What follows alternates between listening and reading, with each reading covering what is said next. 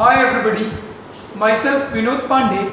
In association with Sinal's classes, we have taken an initiative to cater to the academical need of the student. In that context, we are going to launch certain videos which will be catering to the MCQs based on different topics which are necessary for your JEE Main. In that case, we are going to take up only those questions which are more likely to be asked in your competitive exams. So let us begin with that. We are going to deal with 10 most important MCQs which are more likely to be asked in your JEE Main this year. So let's begin with the most important question, most likely question which might be asked for your competitive exam this year. So now, the first question to you people, the homopolymer formed from 4-hydroxybutanoic acid is. So these are the 4 options given to you and you have to select the one which is a correct answer. Now how will you go about with the solution part? How will you go about with the solution part? First and foremost, what is 4-hydroxybutanoic acid? When I say 4-hydroxybutanoic acid, butanoic acid, that means 4 carbon with carboxylic group here. Okay, so carbon, we fill up the hydrogen. This is your 4-hydroxybutanoic acid. This OH, you can write it in this manner also. So this is your 4-hydroxybutanoic acid. And now you want homopolymer. To get a homopolymer, what you need to do is just remove water from this. Just remove water from this and you get your polymer. You get your answer. For that, always remember OH comes out from the acid and H comes out from OH group. Now, if I write it in a condensed form, this is CH2 thrice C double bond O. So this is the homopolymer. So this is the answer. Now look at the option. It is matching with A. So your answer is A for this question. Okay, so this is your first important question. You must be wondering, this is so easy. Yes, it is simple, and such type of questions are asked in your competitive exams. Okay, so this is your first question. Let's go to see the second question now. Okay, so let's see the second question now. Potassium mercury iodide. This is called Nessler's reagent. Is 40% ionized in aqueous solution. The value of its Vent-Hoff factor is. Now we all know Vent-Hoff factor is I is equal to 1 minus alpha plus n alpha, where alpha stands for degree of dissociation and it is given 40%. So alpha percentage is given as 40%. 40%. Now, therefore, alpha will be 0.4. Alpha is 0.4. What is n then? N factor. We all know Nessler's reagent, that is K2HgI4, is a coordinate complex compound which dissociate to give you 2 potassium ion and 1 complex ion, Hg(I4) minus 2. Okay, so now total number of ions are 3, 2 plus 1, 3. So n value is 3. Substituting this value here, so I will be equal to 1 minus alpha is 0.4 plus 3 into 0.4. So your I will be, after solving this, it is 1.8. So the answer for this question is A. The answer for this question is A. Okay. Now we go for the next question. Now the correct option with respect to the Pauling's electronegativity value of the element is. Now out of this option, which is your answer? Electronegativity. We all know that as atomic size and electronegativity are inversely proportional. Electronegativity are inversely proportional.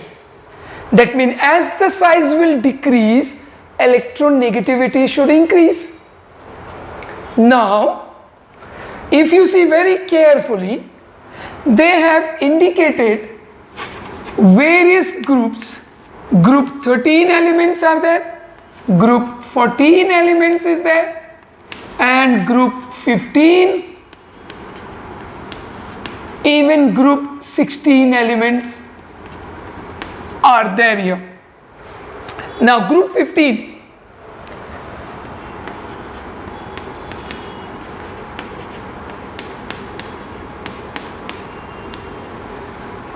now if you see group 15, boron, group 13, boron, aluminium, gallium, indium, thallium can be remembered as bangan, aloo, gobi in thali. These are the elements of group 13. Carbon, silicon, germanium, tin and lead are the element of group 14. Corruption से गई सरकार पीछे. So you can remember in this order. Group 14. Nitrogen family.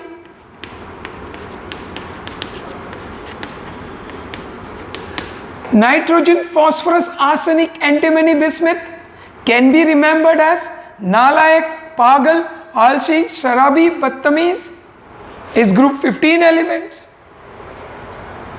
Oxygen family, oxygen, sulfur, silarium, tellurium, polonium, on special service, traffic police.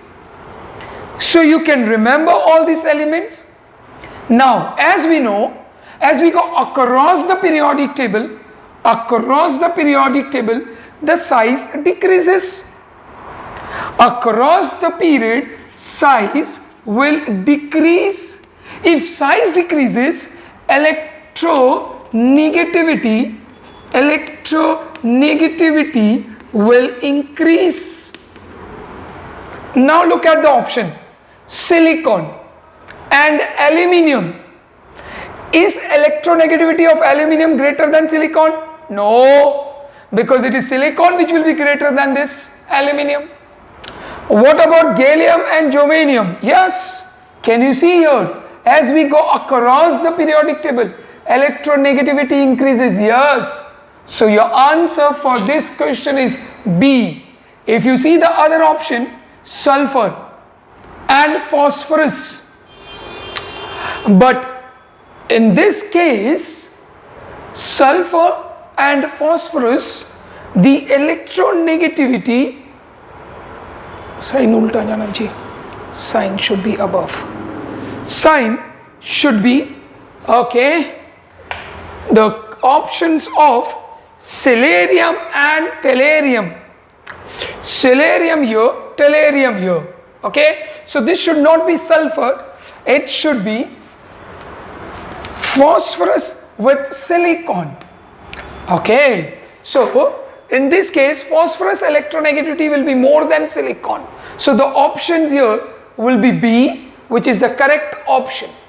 Okay, so there should be no sulfur here, because if sulfur comes here, then you have two options. You will have B as well as C. Both the options are correct then. But right now, if you see silicon, will have less electronegativity than phosphorus. So this is question number 3. Question number 3, your answer for this question is B, which is the correct answer. Okay, let's see question number 4 now. In case of question number 4, the hydride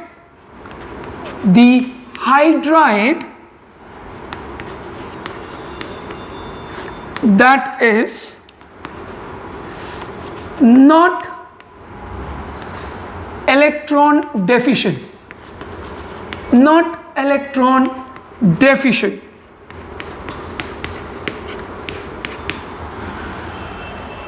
the hydride that is not electron deficient is A, BH3, aluminium hydride, C, silicon hydride, or D, gallium hydride. So let's see the solution part for this.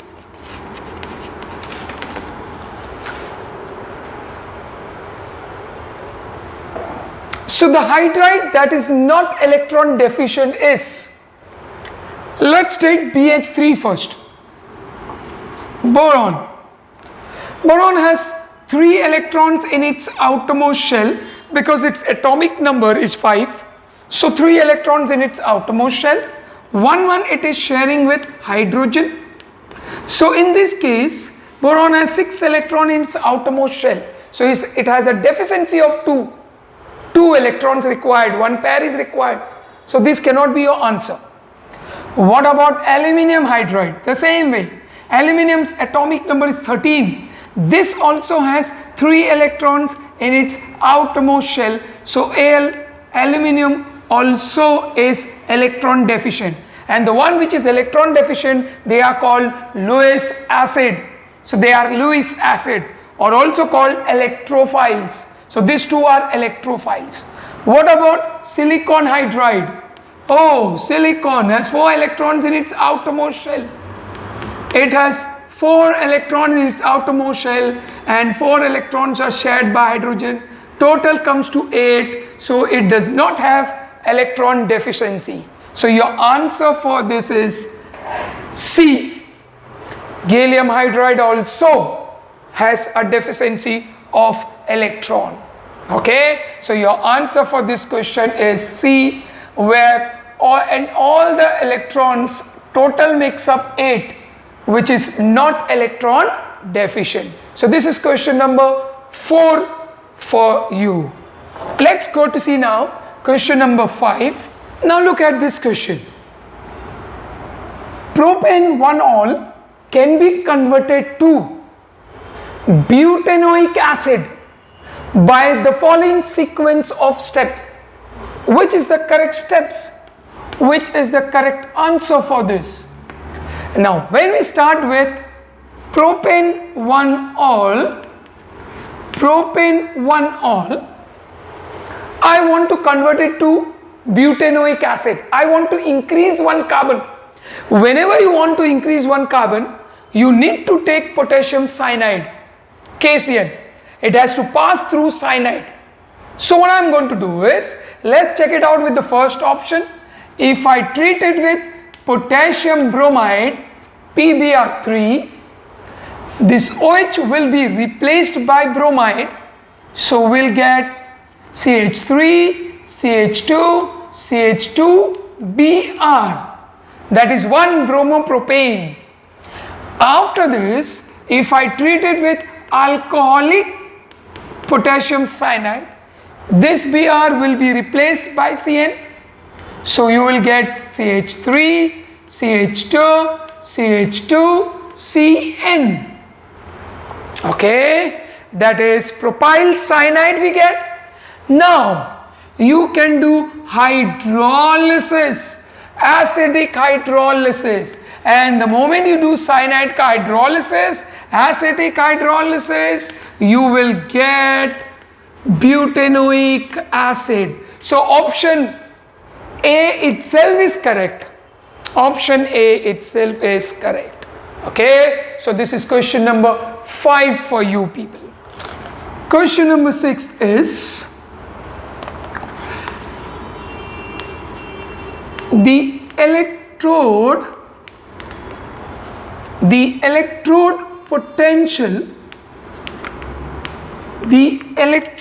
potentials for Cu2 plus 2 plus electron is giving you Cu plus, and Cu plus 1 plus electron giving you Cu solid,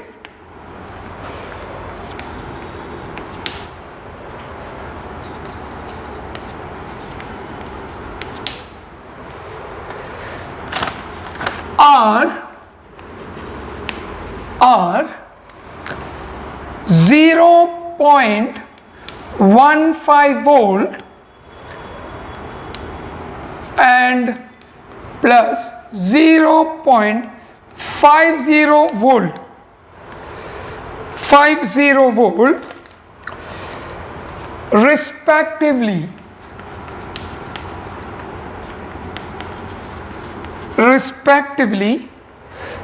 The value of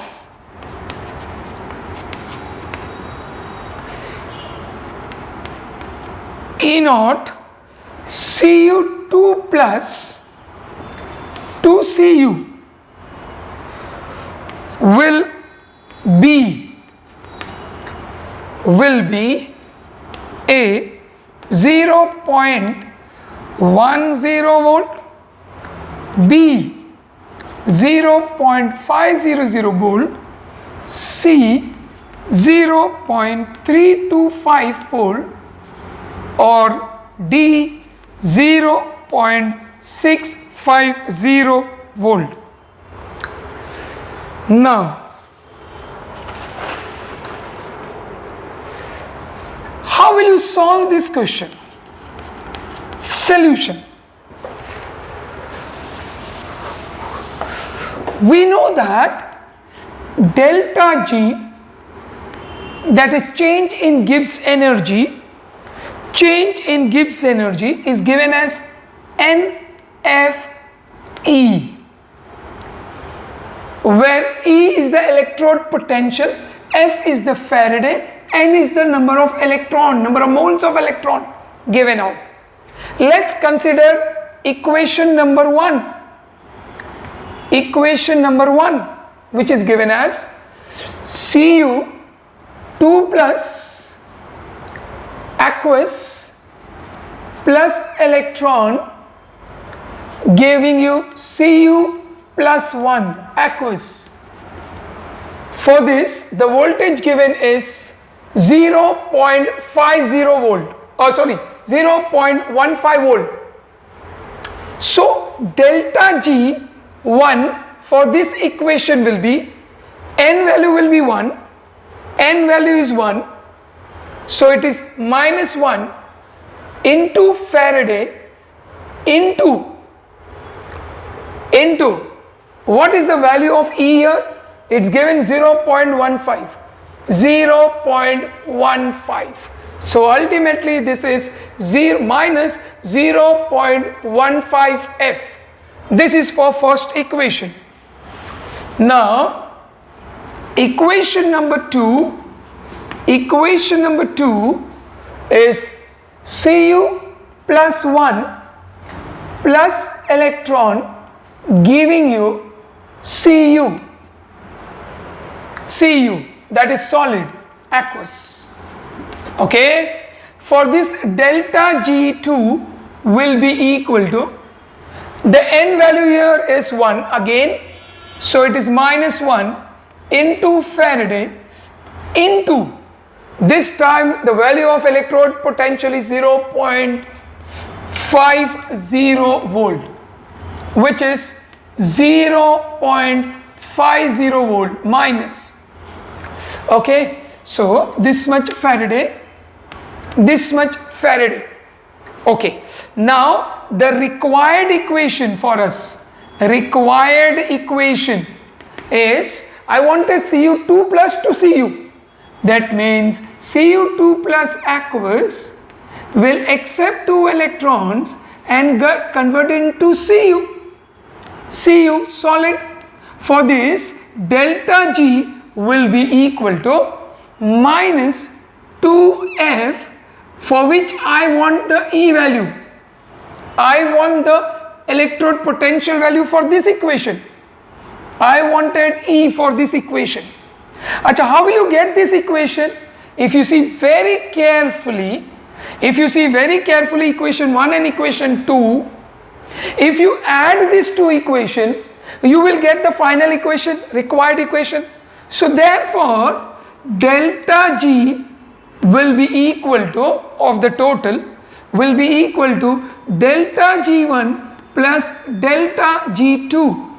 That is minus 2Fe will be equal to minus 0.15 into Faraday minus 0.50 Faraday.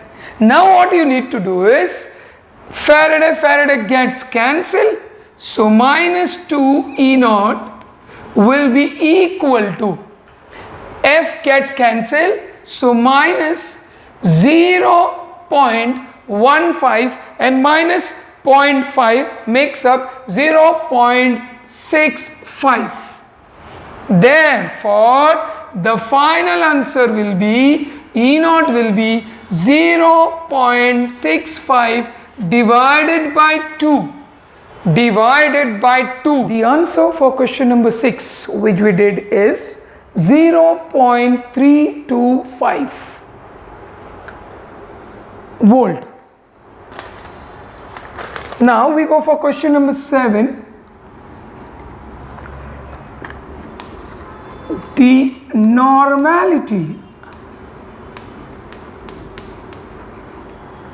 normality of 30 volume hydrogen peroxide is,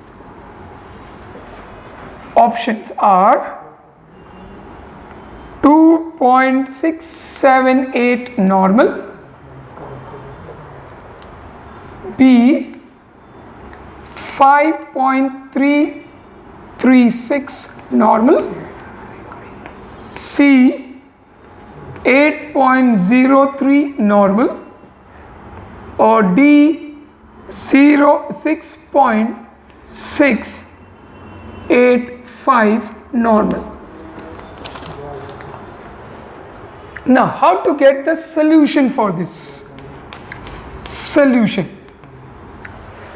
For this, you just need to remember one straight away a statement, and that is 10 volume will always corresponds to 10 volume strength of H2O2 always corresponds to 30.36 grams per liter, which corresponds to 3.036%, which corresponds to 1.7 normal, which corresponds to 0.85 molar.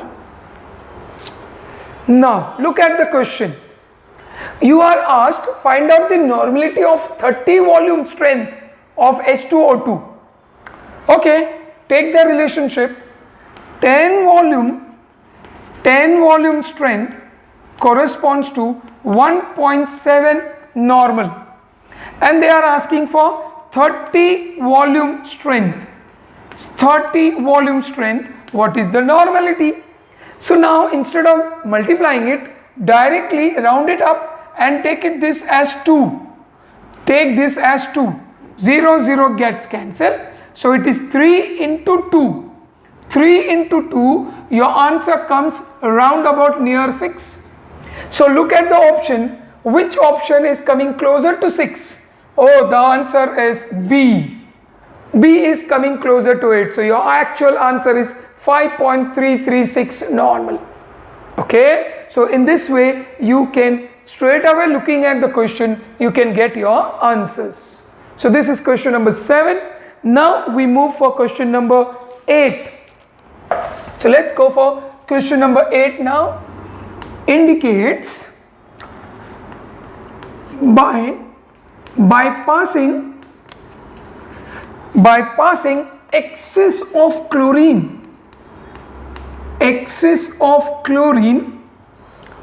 gas, bypassing excess of chlorine gas in boiling toluene, which one of the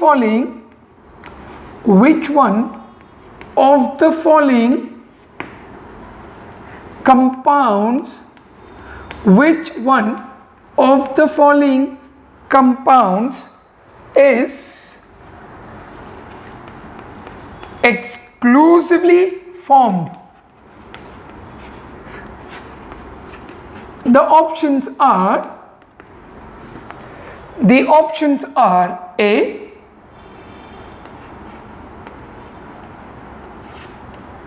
Me stands for methyl group.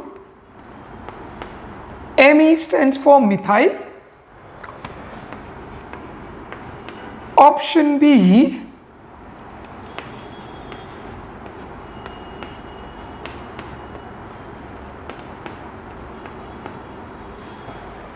option C,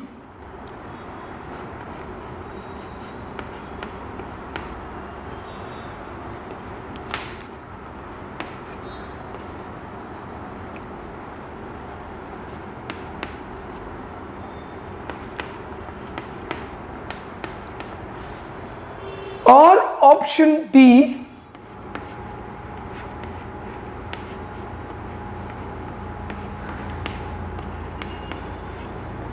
okay. So is it option A, B, C or D? So let's see the solution part of this question.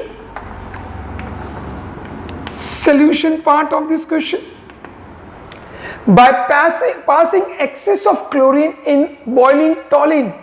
First of all, what is toluene? It is benzene ring with methyl group on the top. Methyl group. This is called methyl benzene. Okay. So methyl benzene is also known as toluene. Now to this you are passing excess of chlorine. Excess of chlorine. Now why I wrote 3 here, I will let you know. First and foremost, do remember, substitution reaction is going to take place here. But substitution of benzene is very difficult because benzene is very stable due to aromaticity, resonance. So it is highly stable. So substituting the hydrogen of benzene is very difficult. It is easy to substitute the hydrogen of aliphatic compounds. Okay. So this 3 hydrogen will be removed and in that place Cl will go. So your answer for this question will be Cl will be replacing the hydrogen of this methyl group. Okay, and the 3 hydrogen will combine with the remaining 3 chlorine and forms HCl. So option number D is your correct option. Option D is your correct answer. This is question number 8. Question number 9 is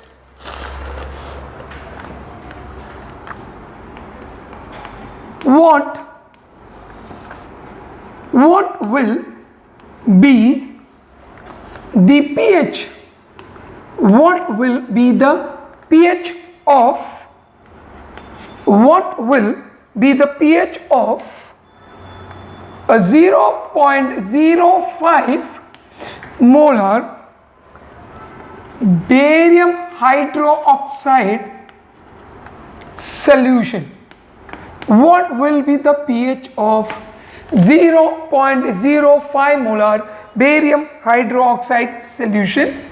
A 12, B 13, C 1, or D 12.96. So now, since we require pH, let's see the solution. First and foremost, this barium hydroxide in aqueous medium will dissociate to give you barium ion and 2 OH ion, OH minus ion. Now this concentration which is given for both the ions. So the concentration of OH will be 2 into 0.05. So OH concentration, we get it from there, and that will be 0.1, which can be written as 10 raised to minus 1. Now directly we cannot take out the pH. We need to take out first pOH. pOH is negative log to the base 10 of OH minus. Substituting the values, so log of 10 raised to minus 1. So your answer for pOH will be 1. pOH is 1, and we all know pH is 14 minus pOH. 14 minus pOH, that is 14 minus 1. So the final answer for pH is 13. So your option B is the correct option. So your answer is B for question number 9. Now we go for question number 10. Question number 10. The reaction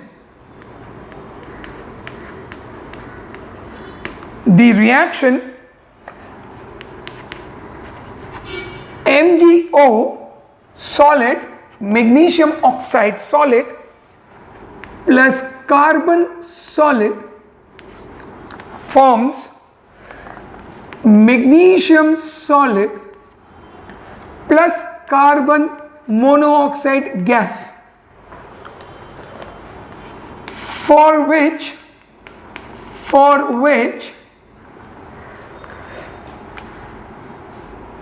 change in enthalpy, standard change in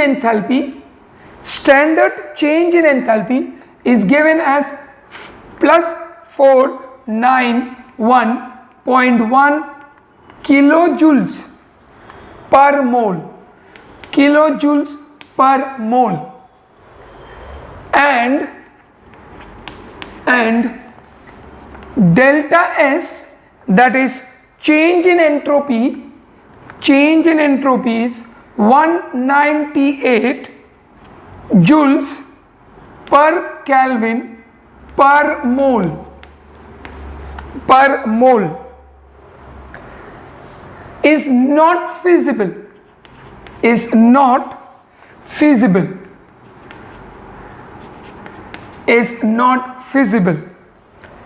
at 298 Kelvin.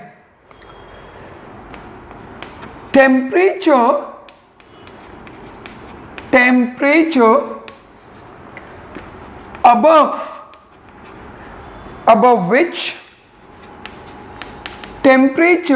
above which reaction will be feasible is, the option given are Options are A plus 1890.0 Kelvin, B 248.0.3 Kelvin, C 2040.5 Kelvin, or D 2380.5 Kelvin. Now we go for the solution of this question. It says the reaction for which delta H is given to us and delta S is given to us. They are asking for temperature. They are asking for temperature. Okay, and they want the reaction to be feasible. At which temperature? We know that temperature can be calculated as delta H, standard delta H, divided by entropy change. Entropy change. So change in enthalpy divided by change in entropy. So let us see now, and do remember delta H value is given in kilojoules. So you need to convert into joules per mole. For that you need to multiply by 1000. So delta H is given as 491.1 multiplied by 1000 to make it joules per mole. Okay, this is conversion into joules, divided by, so this is joules per mole. Okay, joules per mole. Okay, now delta S is given as 198 joules per Kelvin per mole. Okay, per Kelvin per mole. Now I want temperature. Okay, now rather than sitting and directly dividing it, why don't we take approximate value? Why don't we take approximate value? Okay, so what I will do is, I will round it up this part. I will round it to 500. 491.1, I rounded it to 500 into 1000 divided by this, I rounded up to 200. Okay, now just see approximation. So this and this will get cancelled. 2 5s are. So our calculation becomes easy. So it is 500 into 5. So your answer is approximately 2500 Kelvin. Approximately. The Kelvin will go up. Joules and joules gets cancelled. Mole per mole gets cancelled. So answer comes in. Temperature will be approximately near about 2500 Kelvin. Now look at the option. Which option is closer to this value? Option B. So the answer is B. So easy it is to solve it by taking some approximation values. Okay, chalo, bye. Thank you.